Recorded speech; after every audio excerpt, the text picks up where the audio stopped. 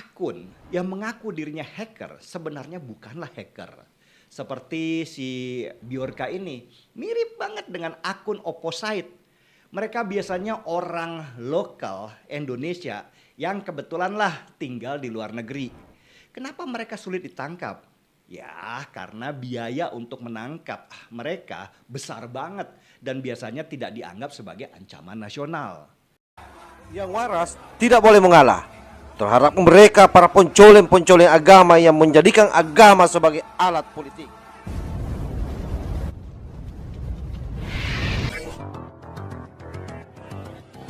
Saya mau bagi sedikit pengalaman waktu data diri saya dijebol di salah satu provider besar di Indonesia. Pada waktu data saya dijebol dan disebarkan kemana-mana, sempat saya mengira kalau hacker yang mendapat data diri saya itu jago banget sehingga bisa menembus sistem security di perusahaan provider terbesar itu. Wah, ini mengerikan pikir saya waktu itu. Berarti si hackernya jago banget karena sudah pasti perusahaan yang punya nilai kapitalisasi pasar sebesar 450 triliun rupiah itu mampu membayar perusahaan IT internasional dengan keamanan yang super ketat dan punya kredibilitas tinggi di mata perusahaan-perusahaan dunia. Berarti si hacker harusnya lebih jago dari perusahaan IT security internasional itu yang sudah pasti mereka dibayar puluhan miliar rupiah. Sesudah saya melapor ke polisi, baru didapat fakta kalau ternyata si hacker yang menamakan dirinya Opposite itu cuma dapat supply data dari pegawai provider sekelas outsourcing. Si pegawai outsourcing itu entah dia dibayar berapa ribu rupiah, rupanya dengan gampangnya masuk ke server dan mencari data dengan keyword nama saya dan menyerahkan data itu ke si akun yang bernama Opposite yang langsung bertugas menyebarkannya ke publik. Si akun Opposite ini terlanjur dipuja-puji sebagai hacker hebat karena disangka berhasil menjebol security perusahaan swasta besar. Padahal mainan dia cuman bayar orang di dalam perusahaan, kemudian dapat data dan sebarkan ke media sosial. Ini mirip dengan akun bernama Bjorka yang sekarang dipuja-puji sebagai hacker internasional dan dianggap canggih karena berhasil menjebol security di pemerintahan dan mengambil data dari dalam dengan teknologi hacking yang tinggi. Dan seperti biasanya mereka yang menamakan dirinya hacker, mereka selalu pakai topeng vendetta dan menamakan diri mereka anonymous untuk memperkuat konspirasi bahwa mereka itu canggih dan harus diperhitungkan. Lalu kubu oposisi seperti biasa ya, dengan semangat memuja-muja dia bahkan dianggap pahlawan segala. Persis ketika mereka memuja-muja baliho Rizik Syihab dan menganggapnya pahlawan revolusi. Hacker asli tentunya nggak mainan nyuri data.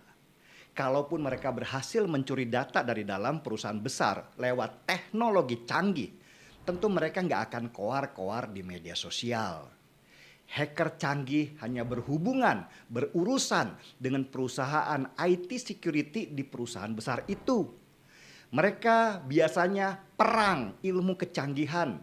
Si hacker mencoba menembus security perusahaan dan perusahaan IT mencoba membangun benteng yang lebih kuat. Urusannya itu uang sekian miliar rupiah.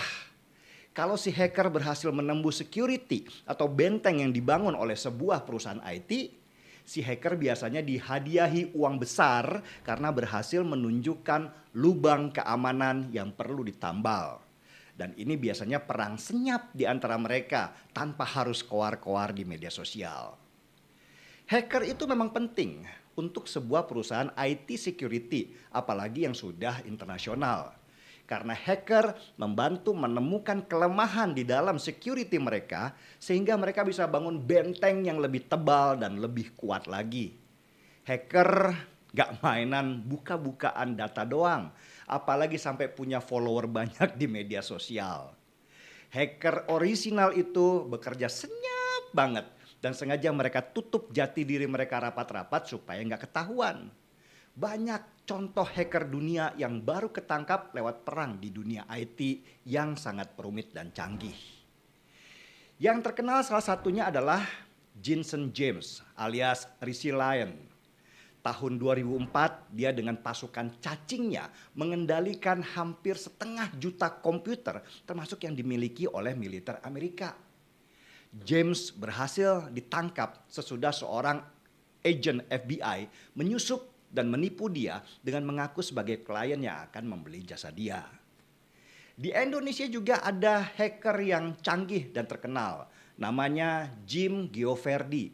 Jim terkenal karena tahun 2009 dia berhasil menggeser orbit satelit di luar angkasa.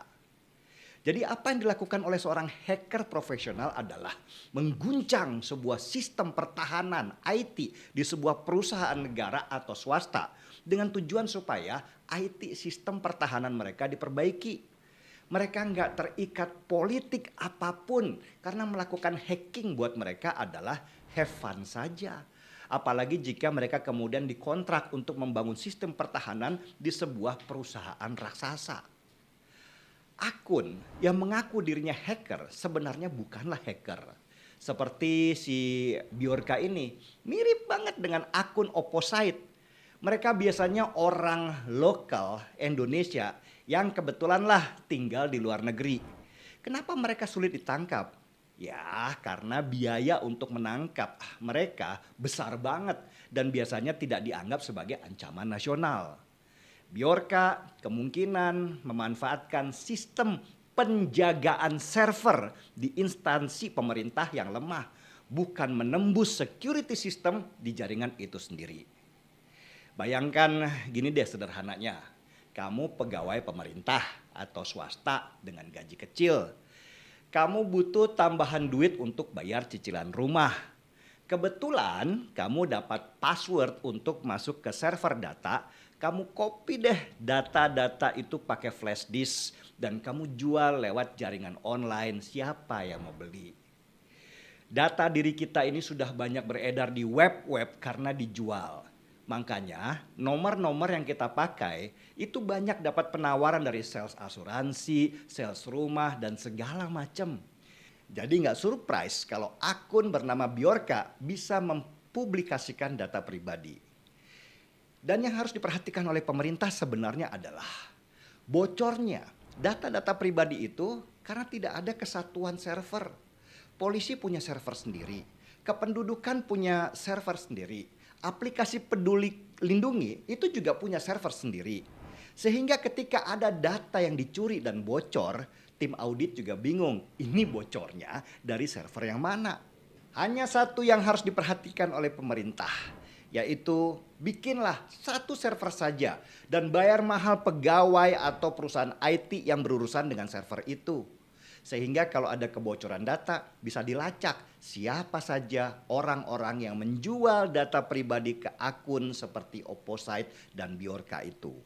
Selebihnya jangan terlalu percaya akun-akun seperti mereka punya kepintaran yang canggih yang bisa menjebol sistem pertahanan negara.